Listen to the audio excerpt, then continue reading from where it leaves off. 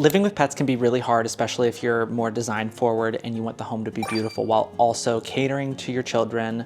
It's honestly a hard balance a lot of the times. There aren't really that many options with cute cat furniture. Obviously, there are definitely the exceptions. Some of those I will show today. So here are a few tips and tricks along the way that I've learned and things that I've done in my home to be able to live with pets in a design forward way. One of the things you absolutely need is a cat tower, and there are a ton of ugly options out there. Trust me, I've tried a few of them until I found this. On Pinterest one day, I was scrolling, looking for inspiration. I came across an ad for HiCat.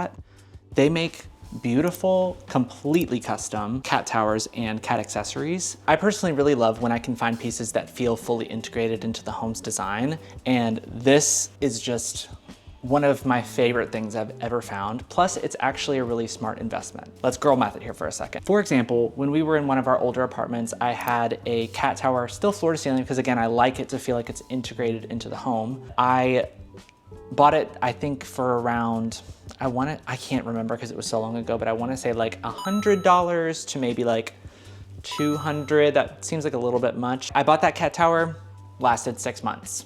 Maybe even less. I also had one previous that wasn't floor to ceiling, but still around the same price, like maybe $80. Cat towers are, for some reason, really expensive. Now this, it's a larger investment upfront, especially when shipping's involved, because this comes from the United Kingdom. It was 1,590 euros. After shipping, it was 1,962, and that's because it's coming from the UK, and you have to deal with the customs duties and, of course, the shipping for international, especially with something this large. It came in one piece. Quick disclaimer, I know I talked a lot about HiCat because I personally love them, and while I do highly recommend you check them out, I would also say that there are a varying range of prices and aesthetics that can be considered with the design stamp of approval. So I'm gonna put a few of those in the description box below. Because like I said, there's a lot of ugly options out there, and I think that we can do better for us, for them, but mainly for us. This is one of their fat cats. I can get my arms around it, and that's about it. This is the only place in the apartment that we can put something this large that also has a view, because they're sitting here all the time. Cat TV, of course. And I felt like this just felt like a column. I think if I were to go back in time, I probably would have chosen a different color because I think it's a little dark. I still think that it works beautifully. They use it every single day, whether it's climbing, whether it's sleeping in here, whether they're using it as a way to get up onto this top part of the window, like every single day. This has 4 compartments. Each set of compartments connects to each other on the inside so they can crawl. It's like a jungle gym for them. This is, I think, 5 years old at this point, and of course there's like a little bit of like wear and tear on what the original texture was, but I think that this is holding up so much better than any option I've ever had.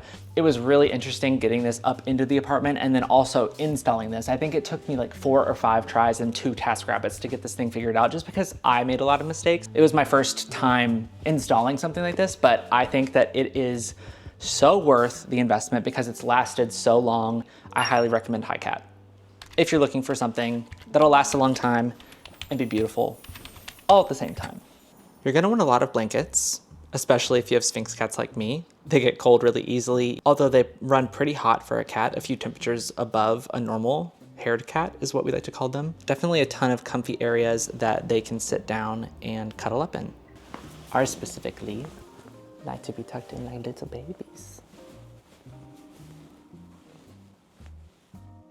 Of course, all cats need a litter box. Where do you put those? I personally think that a bathroom or a laundry room is a great choice because those rooms are typically tiled, so it's easy to keep clean.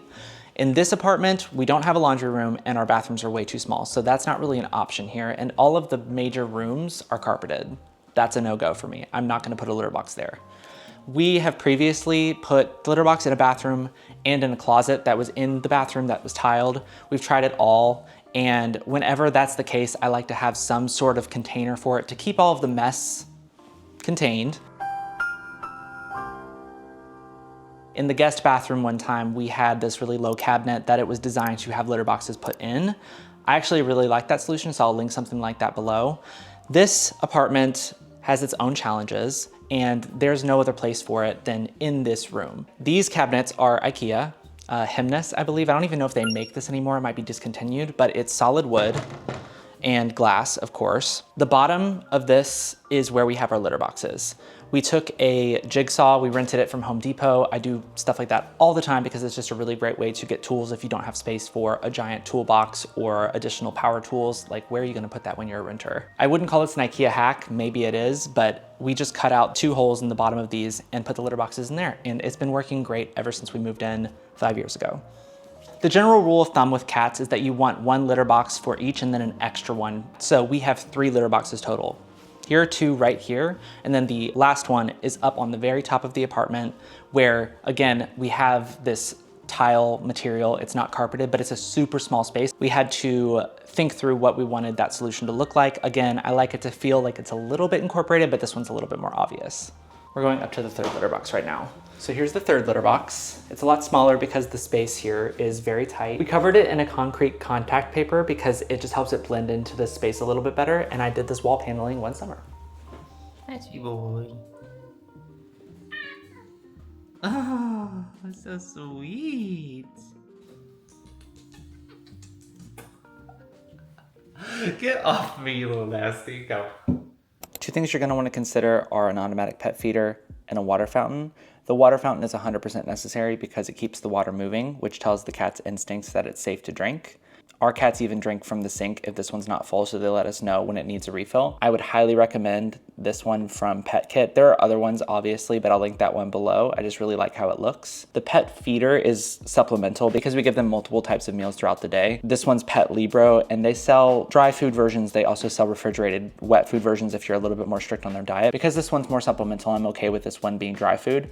It's really great if you're out of town and you can't find a cat sitter, so it gives them a consistent meal throughout the day. We just have this one set to 3 times a day, 1 before we're awake, 1 kind of in the middle of the day just in case we forget to feed them. A well-designed home keeps your routines as automatic as possible. You don't have to think as hard to keep things moving. So something like this is really helpful because you don't have to remember to feed them. This will be your reminder. So similar to cat towers, it's kind of hard to find aesthetic accessories for cats. I think that these are a really great option from Smalls. We got these because they were inspired by the boys' eye colors, and they have an automatic feeder, of course. This is just in addition to, because they're Sphynx cats, they need a little bit more protein, a little bit more nutrition. So all of their pâtés and broths and extra snacks go in here. And the great thing about these is that they're ceramic. So they're super easy to clean and they don't have all the microplastics in all their meals. We also have lick mats, and it's really great for their enrichment and to encourage their hunting behaviors to have this, puzzle feeders, and just give them variety of how they feed. We also have these little mice that we can hide around the house that you can have treats or dry food. They can go around at night. It'll encourage their hunting behaviors and keep them occupied while we get some sleep.